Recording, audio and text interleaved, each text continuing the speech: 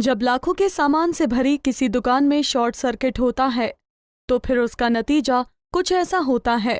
Cosmetics की इस दुकान में कुछ भी नहीं बचा, ना सामान, ना कैश, ना एसी, ना फर्नीचर। सब आग में स्वाहा हो गया और इतनी बड़ी इस वारदात की वजह थी बिजली का एक शॉर्ट सर्किट। कितना का नुकसान हुआ? ऐसा है कि रात को 9 बजे हम इस दुकान को सही सलामत बढ़ा के गए थे और 1:15 बजे हमारे पास चौकीदार का फ़ोन आ गया था और चौकीदार का फ़ोन आया, फायर ब्रिगेड वगैरह सब कुछ पहुंच चुकी थी, लेकिन नुकसान बिल्कुल हो चुका था जी। आधे घंटे बाद आग पे काबू किया गया और 15 से 20 हज़ार रुपये कैश का नुकसान हुआ है और 25 से 30 लाख रुपये का सामान था तो बिल्कुल जल के खाक हो चुका। ये हादसा भिवानी के हासी गेट के पास हुआ।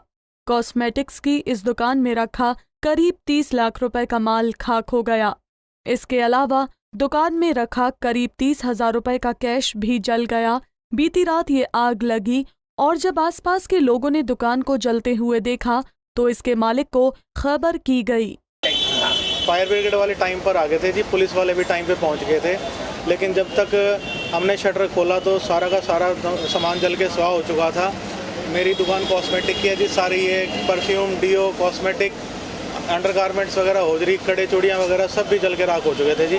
कुछ भी ऐसा नहीं बचा था जो संभाला जा सके और लगभग 25 से 30 लाख रुपए का हमारा सामान का नुकसान हुआ है जी और 15 से 20 हज़ार रुपये कैश थे जो जल के राख हो। हादसे की खबर मिलते ही दमकल विभाग को सूचित किया।